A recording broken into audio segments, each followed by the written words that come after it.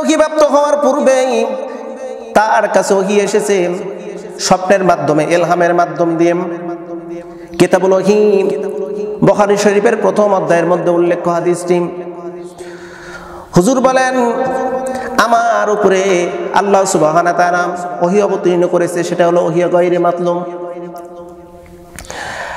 আম্মা জান আয়েশা সিদ্দিকা রাদিয়াল্লাহু তাআলা আনহা বর্ণনা করেন, হুজুর আমার নবুয়তি পাওয়ার পূর্বে তিনি নবী, তবে তিনি নবুয়ত প্রাপ্ত হননি।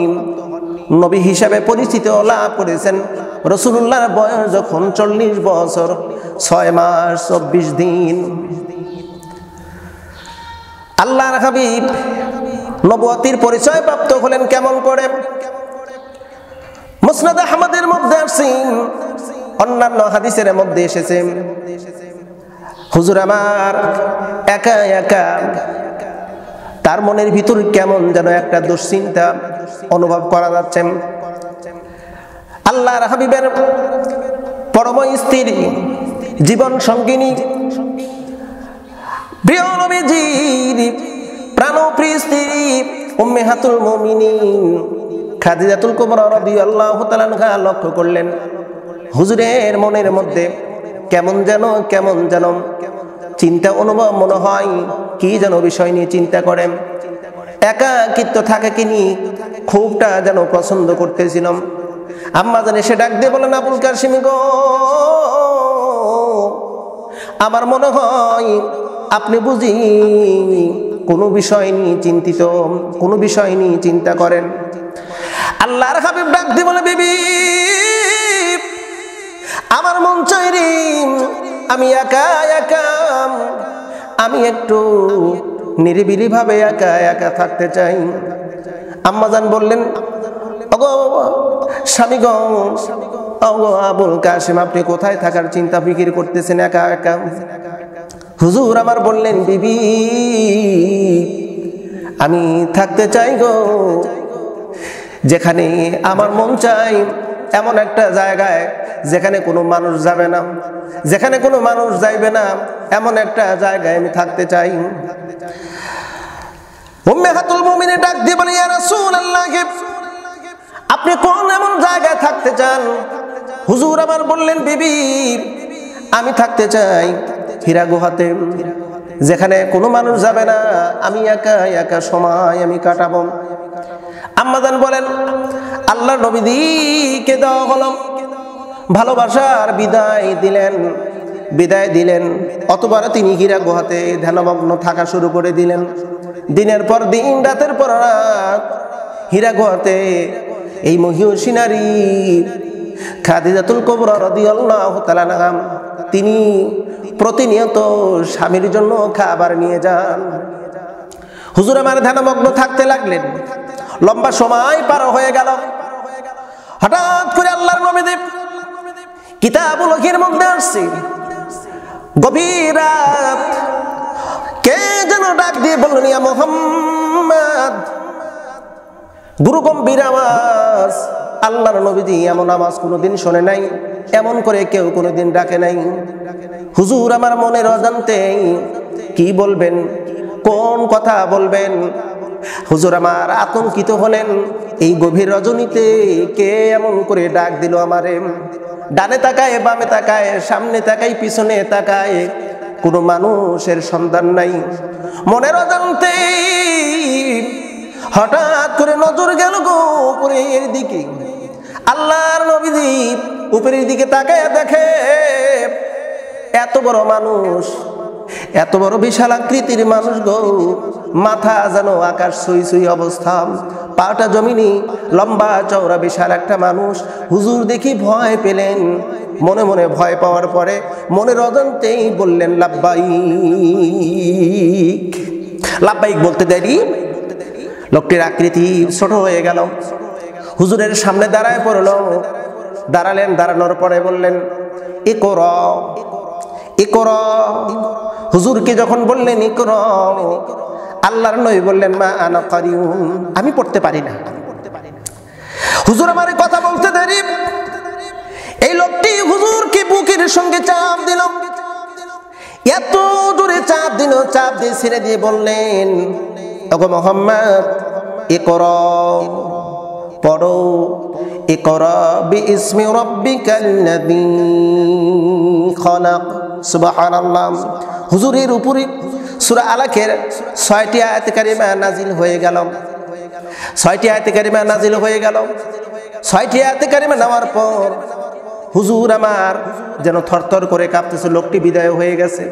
কোনো মতো কষ্ট করে এই বিশাল পাহাড় বেয়ে তিনি আস্তে আস্তে করে নামতে লাগলেন। পাহাড় থেকে নেমে হুজুর আমার থরথর করে কাঁপতেছেন। একটু দ্রুত গতিতে হেঁটে যাচ্ছেন। বাড়ির নিকটে যেতে না যেতেই ডাক দিয়ে বলতে, ইয়া খাদিজা, ও খাদিজা, জাম্মালুনি জাম্মালুনি, খাদিজা রে আমাকে চাদর দিয়ে আবৃত্তি করো রে খাদিজা। লাউ খাশিয়াতুন নাফসি, আমি আমার নফসকে ভয় পেয়েছি।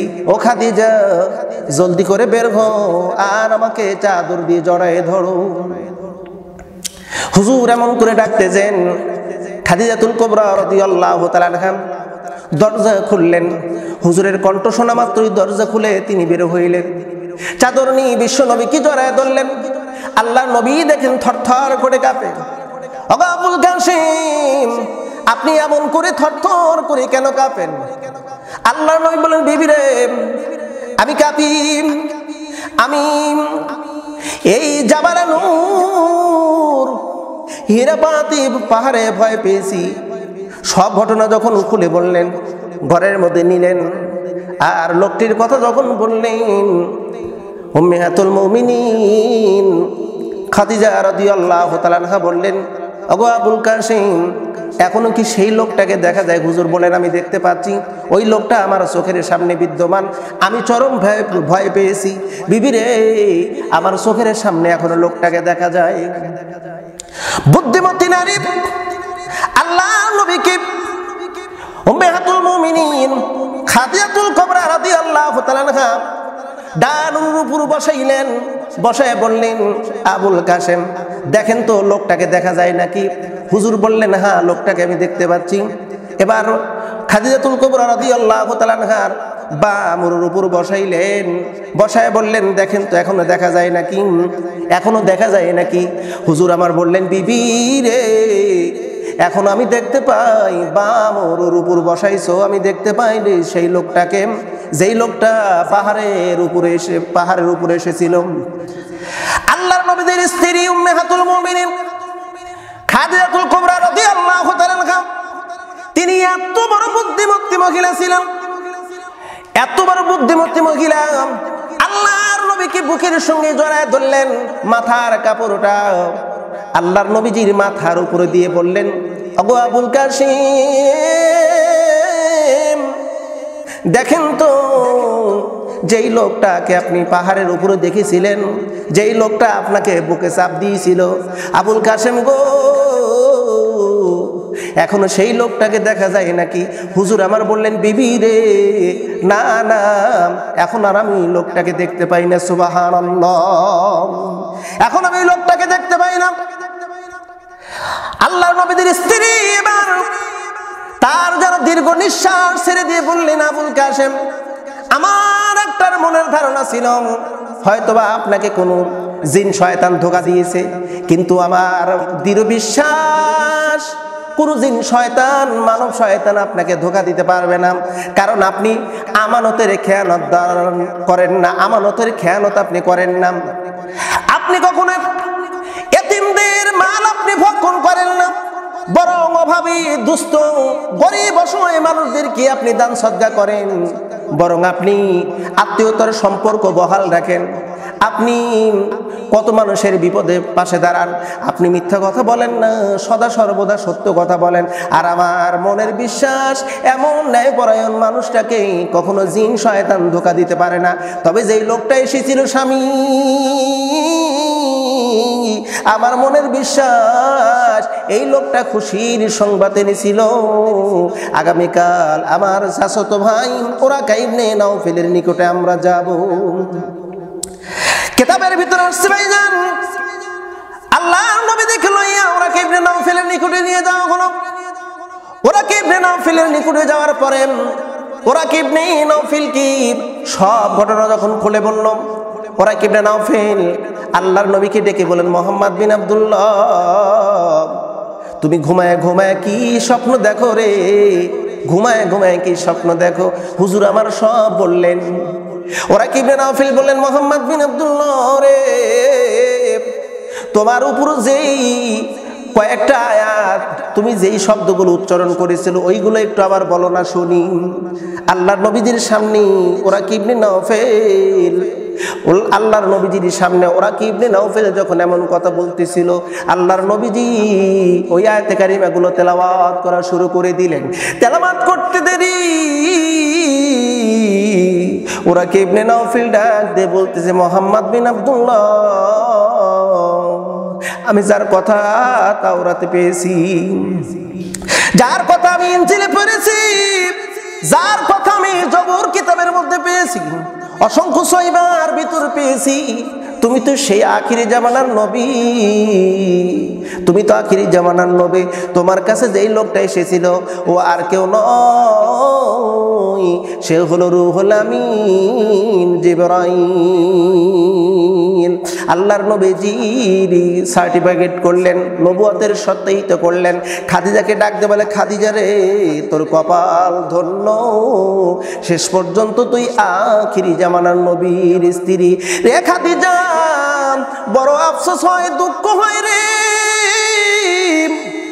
তোর এই স্বামী দীর্ঘদিন বেশি দিন মক্কার জমিনে থাকতে পারবে না। তার কওমের মানুষেরা, তার বংশের মানুষেরা তাকে অত্যাচার করবে, নির্যাতন করবে, তাকে দেশ থেকে বিতাড়িত করবে।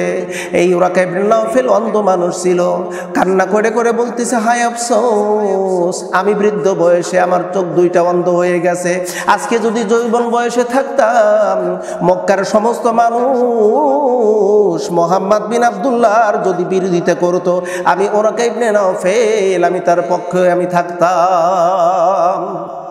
পরবর্তীতে বর্ণনা বিশ্বনবী বলেন, মেরাজের রজনীতে আমি গেলাম, আমি লক্ষ্য করে দেখি পাখির মতো এমন একজন মানুষ যেন জান্নাতের ভিতর ঘোরাফেরা করেন।